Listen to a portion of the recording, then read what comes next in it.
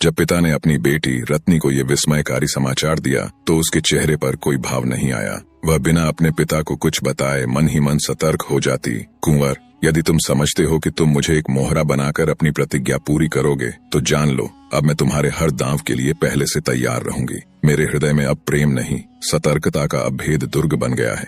वह बिना एक शब्द कहे अपने कक्ष में चली गई।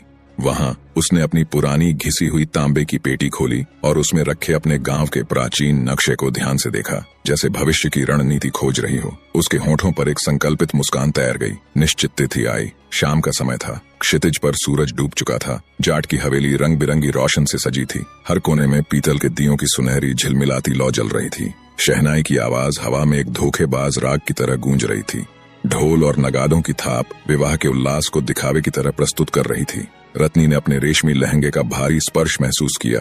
कुंवर वीर सिंह अपनी शाही बारात के साथ हाथी पर सवार होकर आया। उसके नैनों में विजय का क्रूर संकल्प स्पष्ट झलक रहा था। पंडित ने शांत और गंभीर मंत्रों का उच्चारण करते हुए रत्नी को बुलाया। रत्नी लाल जोढ़े में सजी एक जलती हुई मशाल की तरह मंडप में आई। विवाह की रस्में शुरू हुई। हर मंत्र, हर क्रिया एक समय बम की तरह लग रही थी। जैसे ही पवित्र अग्नि के 3 फेरे पूरे हुए और चौथे फेरे की बारी आई, जो सप्तपदी का सबसे महत्वपूर्ण अटूट बंधन स्थापित करने वाला फेरा था, कुंवर वीर सिंह ने अचानक किसी बिजली की कौंध की तरह रत्नी का हाथ झटक दिया। वीर सिंह ने अहंकारी दहाद्य में कहा, बस यहीं पर यह विवाह समाप्त होता है। मेरी प्रतिज्ञा पूरी हुई। रत्नी, तुम न तो मेरी पत्नी कहलाई और न किसी और की। तुमने अपने पिता की आज्ञा मानी, पर यह अपमान तुम्हारे भाग्य में लिखा गया था। जाओ, तुम आजीवन इस कलंक को ढोगी। तुम अब अर्धविवाहिता हो, जिसका न कोई अतीत है और न कोई भविष्य। मेरे अहम ने जीत हासिल की। रत्नी इस सार्वजनिक तिरस्कार के बावजूद जरा भी नहीं हिली। वह एक संगमरमर की मूर्ति की तरह चुपचाप खड़ी रही।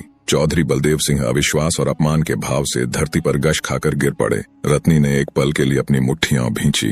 वह अब सिर्फ एक लड़की नहीं थी, वह प्रतिज्ञा थी। राजा के लड़के ने तो अपना बदला पूरा कर लिया। आप बदले की पारी मेरी है।